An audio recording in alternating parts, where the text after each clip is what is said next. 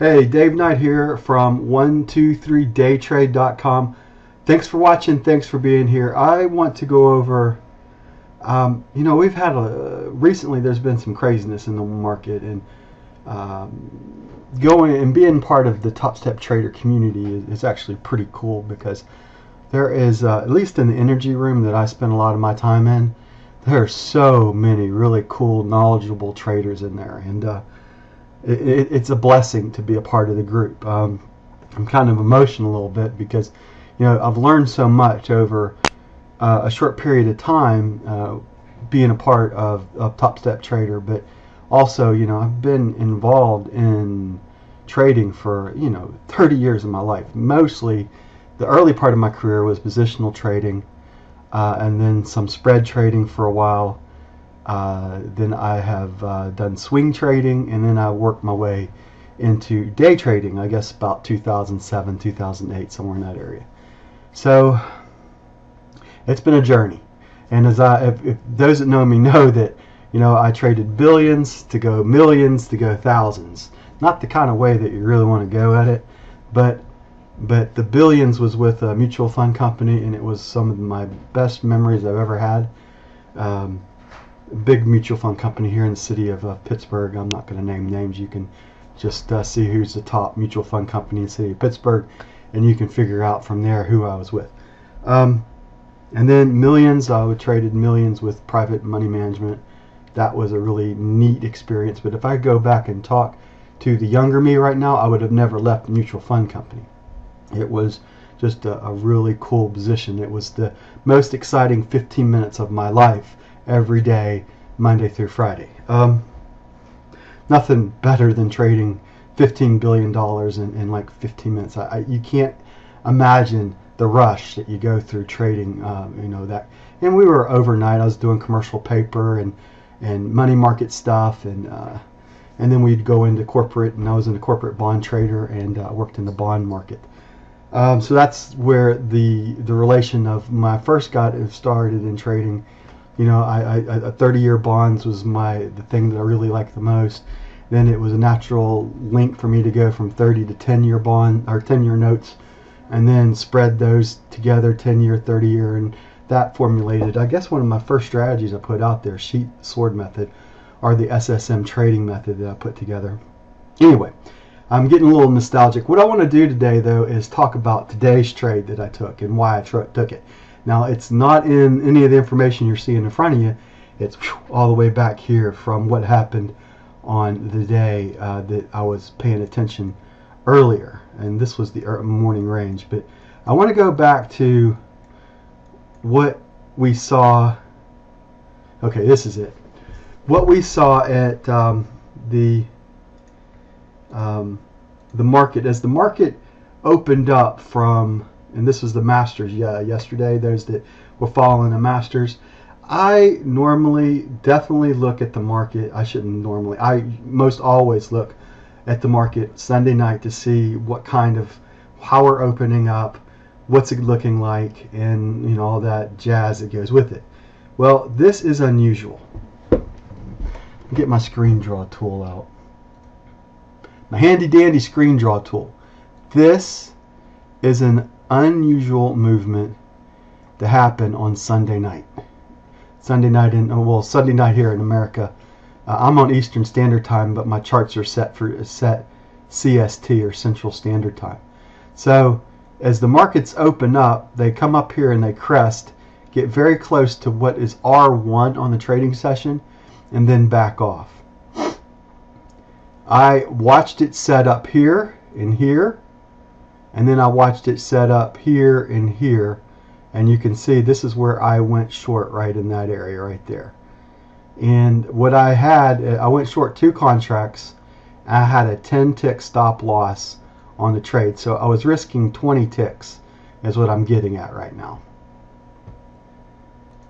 My target, let me get rid of the screen draw. My target initially on one contract was a 9p target, and on the second contract, the first contract was a 3p target, and my second target was 9p, because I was figuring, if it was going to make a really cool run, I wanted to maximize my profits. I ended up taking 93 ticks out on the trade today. Let me see here. Okay, the entry, I got in at 8:06 p.m. Central Standard Time on one, and then 8:10 p.m. Central Standard Time on the other. I had a bracket trade going on. I believe I had one at 4:08 and one at 4:07, and I got both of them filled at 4:08 or $40.08 in the crude oil market. And overnights, I had my stop loss in, and I believe that down when it ran to 25. Let's see here. Let me go back to the trade itself and my chart that I had on it. Okay, yeah, 3p down today was 39.36. So right in this, oh, there you can see the blue X that took me out right there. This was roughly at 2 a.m. in the morning. I was able to take away 72 ticks in the market right there. That was a pretty cool thing to wake up this morning to, by the way, sitting 72 ticks up.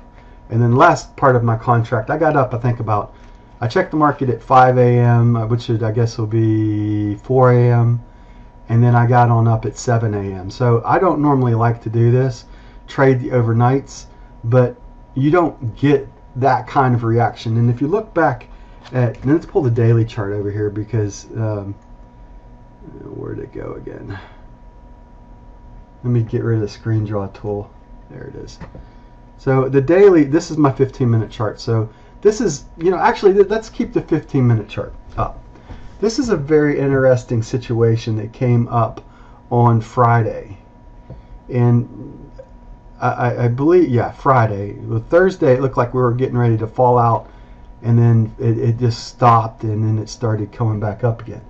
But one of the things that I noticed, you could see the manipulation in the market here as I was looking at, and I lost Thursday, by the way. I think I lost, not a very good day for me. I should have stopped down 18 ticks, and I let the market take advantage of me for another 30 ticks on top of that, and I finished up the day, I think, down 46 ticks.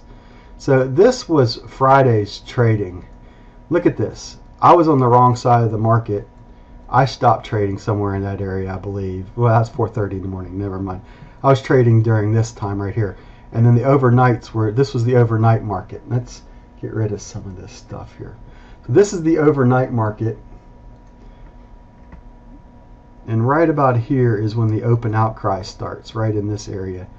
And we make a move up through here, this way.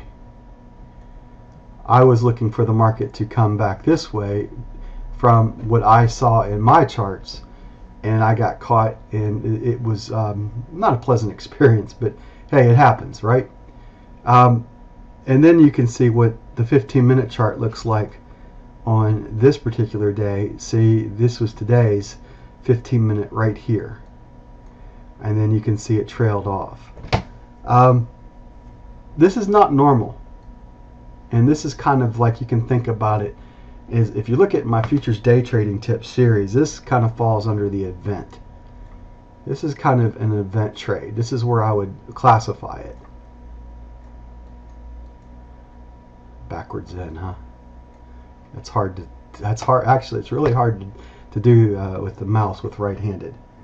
With the mouse, with the trying to write words. But that corresponds with the movement that you see right here. And you can see the entry point a little bit later on, and then taking advantage of the opportunities that came across. I don't know why that's there. Oh, this was a 1p downward move. This is what I expected the market to at least make a move to 1p to let the market know that it really wanted to go down. So that's like the minimum fluctuation I believe the market should move, which I believe today's move was 24 ticks. So then it come back up here, I forget what that high was, like 3995, and then finally it pushes underneath settlement right through here, and then it makes a move and runs me out, and then I get stopped out coming into the 730 mark on this run right here. This run right here runs me out of the market. I had my stop here at 39.8. We can see, actually, maybe you can see the area where it actually ran me out right here, right there. This was the second contract exit right there, as it kind of defies gravity again and then goes up. And nothing looked like it was ready to go up at all, and then you see the buying come into the market, and then it finally ends up, I think, going and retracing all the way back to R1 today, and then it starts to sell off again. Now we're currently right back at R1. There's a lot of manipulation going on in the market. It's not really warranting, at least recently, hasn't really warranted any long-term trend movement for me personally. So I had to rethink about how I wanted to attack the market. One of the things I definitely went to is I started looking back at my spreadsheet, and I made a decision that I could probably get a little bit more profit in my trade against the 1/2 P. So I moved from 11.25 to 12.25, and I'm able to capture just a tad bit more ticks on the winning side, and that's kind of and I went back and obviously did my homework on that to make sure that it was an average move that I could capture on my entry point. And so for instance, if I look at today's trading, I only took one trade after the session came in. I took this short here and then got stopped out, but at 40.20 was a nice long to take up 424 ticks if you wanted to, and then right here at 40.48 was a nice short that you could have taken out another 24 ticks. Actually, it does make a move down to 2P on its downward move before it moves back up here to R1. Not typical type of movement that we're seeing right now. We're seeing a lot of a buying going on in the market. So as things turning around, I'm a lot more comfortable trading the short side. So I see the short trades a little bit better than the long trades in the crude oil market. But that's also goes back to volume. The volume is telling me which way that I want to go. The blue bar volumes were telling me that I want to short. Like for instance, this blue bar volume right here at 9 a.m. was telling me that the market was done going up for at least a while. And that's why I said that this area right here was the entry point, right roughly at 9:07 a.m. Central Standard Time, and take a move down. Whereas this was a good reversal point from the opening of the market right here, because it failed to make a move down. It didn't even make a 1P downward move. Therefore, the reversal signal was on right here at 40.20, and you could have taken that up for a 1P move. So it is what it is. You have to rethink your rules. You got to rethink the way you approach the markets. Markets are active. Markets are fluid. Markets do whatever the hell they want to do, right? So you got to be Jack be nimble, Jack be quick, right? You got to still figure out how to jump over that frickin' candlestick sometimes. The candlestick in this case is the market in the crude oil market, and know how to swing it around on any given day, and try to do the best you can on any given day. Today was one of those days I was able to go positive on my combine. You see, I was actually a little higher than this. I took 100 tick, I took a 10 tick hit after taking away 93 ticks, or 11 ticks. I think I took 11 tick hit and 93. Anyway, I finished up plus 82 ticks on the day. And I was happy to get into the bonus column after 3 trading days in the combine. I still got 7 more to get through this combine. I've become a little bit more selective in my trading opportunities, but I've got to, it's a different environment that we're in right now, and things are a little bit weird inside this crude oil market, and it's been making you have to to play the game a little bit with them. You know, you can't. I haven't found too many real nice moves over the month of April so far. Actually, and through March as well. You know, things have been a little bit more on the chaotic side as far as the markets, and the markets have been doing a lot of pre-market movement before we even open up right now. There's been a lot of movement in the European markets before we even get started. As you see, there was an event movement that happened right as the market opens up today. The day being Sunday at the markets open Sunday at 6 p.m. or 5 p.m. However you look at it, Central Standard Time. There was an event, and that event comes about. The blue bar volume comes into the market, and it shows that, at least in the way I look at things, that this volume bar right here, along with this right here, was telling me that the market was oversold and wanted to come down for a bit.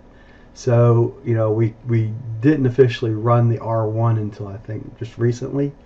I guess we ran it about 9 o'clock a.m. Central Standard Time, 8:30, somewhere in that area. But we didn't officially run it until the trading session today, and then it backed off of it again. So now we're back up there again. You know, where are we heading from this point? I really don't know. I let the volume tell me which way that I want to go, and then I trade based upon how the market is telling me. As I like to say, I'm a technical trader that doesn't ignore the fundamentals. But I do believe everything is incorporated in the charts. So therefore, I don't really pay much attention to news reports and news feeds that come out, because, you know, as I made the comment inside the trading room today, inside the energy room, you can support your trading position by going back and researching a report to confirm your trade or your opinion of what the market is doing. That doesn't make it right, but there's always something out there that you can use to say, well, this is why it went up, or this is why it went down. You can always find the report. That goes back to, you're always right in hindsight. So, but as you're trading in the moment, as you're trading right there and then, what separates the wheat from the chaff, or the men from the boys, or the girls from the women, or whatever, is the ability to be able to decipher the data that's in front of you right then and there, and then make a decision inside the moment. Carpe diem, right? Seize the moment, seize the day, and then make that movement, and then, you know, you just protect your account as best you can with risk management, right? So I guess that's all I really want to talk about today. I'm working on, basically, if you're watching this, I'm working on a new landing page right now. I'm getting ready to move out. I'm preliminarily calling it the ultimate day trade formula, or the ultimate day trading formula. I haven't really come up to what I want to call it, but, you know, landing page. And I'm moving things around. If you are watching this video and you want to know what's going on, I would highly recommend that you go ahead and get I have a $7 product right now out that was soon to be moved off the front line. The free product's moving off of the front line, which is a CL pitch strategy. So, you know, not right now it's free, but that's moving off the front line. I'm putting another one in front of that one, and then that's going to be kind of the tripwire, and then the moving on to different. And anyway, I know how much you want to know what's going on. Most of y'all don't really give a damn one way or the other, but those that do care, you know, there's some really cool things that are coming out. If you've seen my Facebook page, I've been able to get a couple certifications from Ryan Dice at Digital Marketer, and I'm working to upgrade my members area through LearnDash, which is, let me bring this over. I upgraded my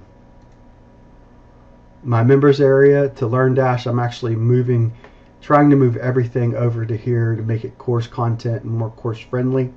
Since I'm not real happy with the members area the way it is, that's why you haven't really seen any updates inside the members area, because I didn't like the way that it works right now. I don't like all the programming that I got to do, inside the members area to make things work. So so I have bought LearnDash. Now I just need to figure out how to get my stuff that's in the members area over into LearnDash, and then so that you can go through it course by course by course as I put stuff out. And that's what's kind of slowed down the intermediate futures course, and why I went a different direction right now, because I still want to do a webinar live futures intermediate course, but I want to make it work all inside. I want to put it all into this LearnDash platform, but I have all my other material that I got right now. I want to get it in there first, and then be able to put that in there as we go through it. So this is what's slowing me down right now, this LearnDash right now. I wished things weren't as hard to learn as they are, but when you're a one-man band, you got to do what you got to do. I run my 1, 2, 3 day trade as a nonprofit pretty much. Pretty much every dime that I make in it goes back right now into the website, so that I can build more content and bring more value to the individual traders that are working. I'm very high on Top Step Trader. I think that they're the best environment to learn from and learn in. I bitch, moan, and groan sometimes about them, but I love them. It's a love-hate relationship sometimes, and that's trading in a nutshell as well. It's love and hate. You get a day where you pull out 93 ticks on 2 trades and end up 82 ticks on the day. You feel like, yeah, you're walking on the moon right now. But every other, last week, if I look at my last week's performance, it sucked. I mean, and I had to go back and I had to regroup over the weekend and reevaluate everything that I do. And I had to say to myself, the market fundamentals have changed there. I'm using fundamentals right there, right? So that's how I look at a fundamental. Did the fundamental of the market change? And yes, I believe the fundamental part of the market has changed as far as how much profit and risk I got to go for, until it proves otherwise. So, and I'll share more of that. And that's kind of the intermediate stuff that I'm working on. There's a lot of cool things. I mean, there's just so much time in a day. I got my kids in baseball right now. I'm a coach, and there's just so much time in a day. I mean, if you look at my journal right here that I have in front of me, this one, I just almost finished it up. I had to order a couple more. This is journal number 22. Let me just get that in front of you. So this is my journal 22, and I've probably shown you guys this before, but let me show you. There's all my trading journals up there and all my information. I don't know if you can see all that. That's Jim Rohn Leadership Journal. I mean, that's where all my information is. And I hope someday that, one of my boys maybe use some of the information I have right there, and then take advantage of some of the stuff that I put out. And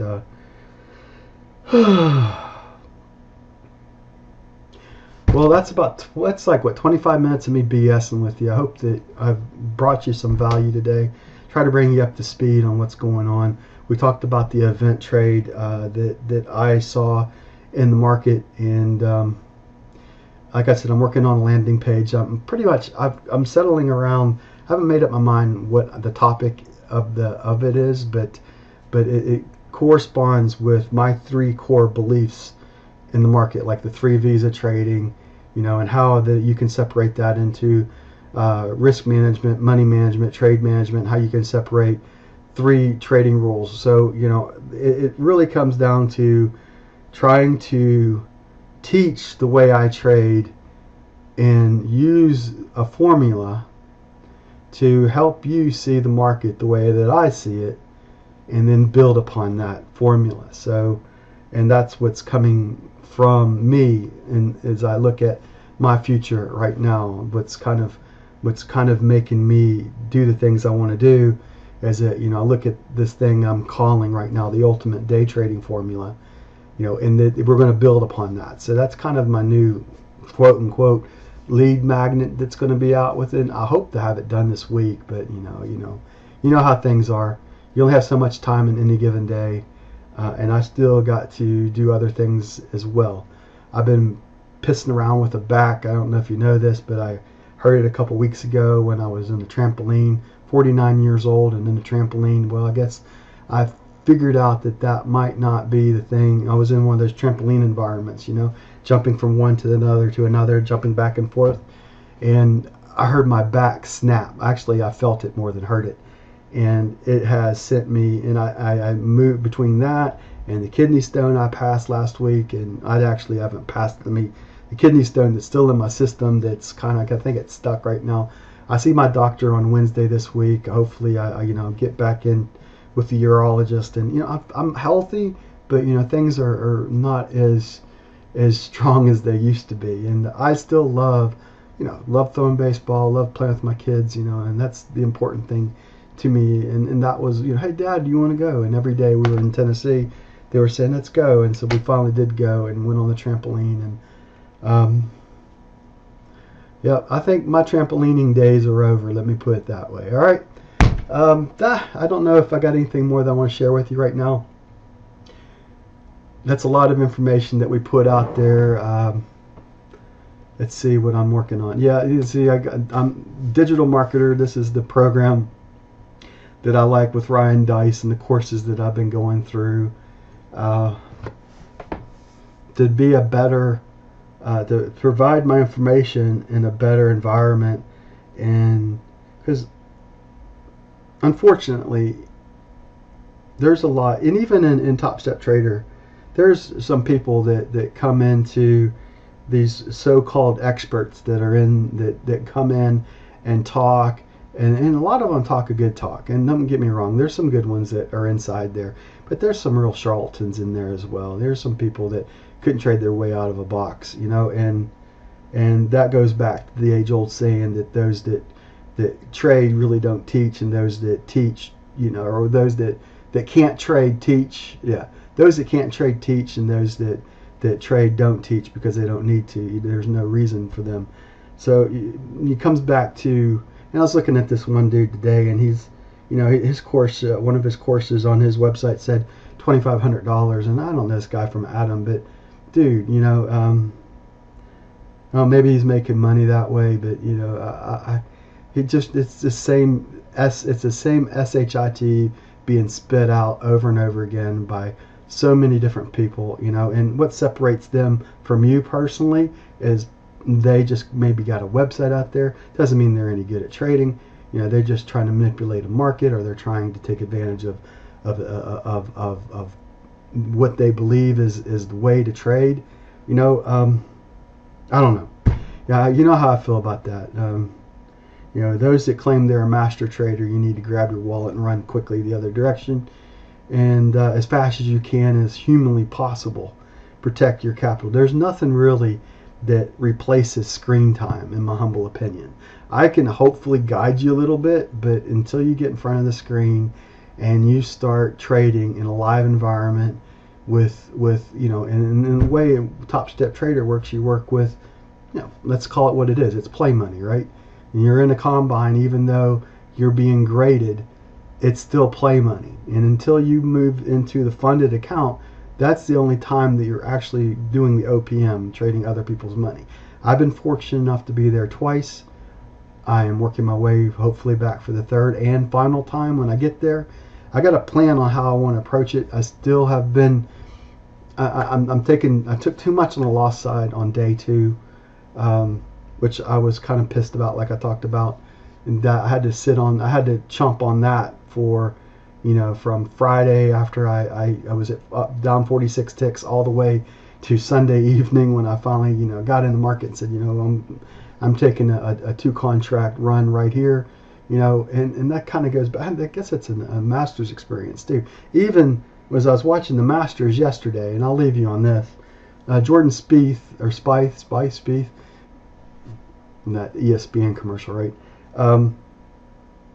He blew his winning 2 times in a row in one hole, and it was painful to watch. He got, it was a par 3, he puts it in the water, now he's laying 3, he hits it again, now he's laying 5, and then he ends up getting he's hitting for 5, and then he ends up getting a 7 on that hole. Quadruple bogeys the hole, and ends up losing the Masters all on pretty much one bad hole. And that there's a lot to be learned on that too. I mean, that's kind of like trading. If you take too much of a loss on one given trade, it puts you in a hole that's very hard to overcome.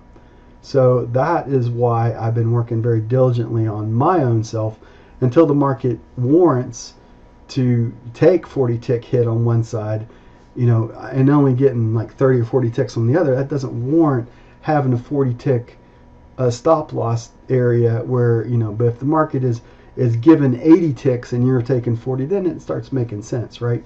So you got to rethink, and you got to plan, and you got to trade that plan and plan your trade and all that stuff that goes around that. So but you have to always remember that one hole can cause everything else to fall down. Now he finishes second, which is still very respectable, right? But this one hole just takes him out of winning the green jacket yesterday. If it wasn't for that 7, if he gets a 4 on that hole, he wins, or they tie, or however it ends up working out. I think he wins if he gets a 4 on the hole. Bogeys that par 3. So he could have maybe saved himself if he could have not hit that water the second time. But it is what it is, shit happens, right? And that's the way it is with trading. You've got to be able to be fluid in your trading decisions but know exactly how you're going to attack the market before you attack it. Don't fly by the seat of your pants, because very seldomly does that ever work out. All right, I'm gonna leave you on that. God bless, take care, and we'll see you on the next video. Bye for now.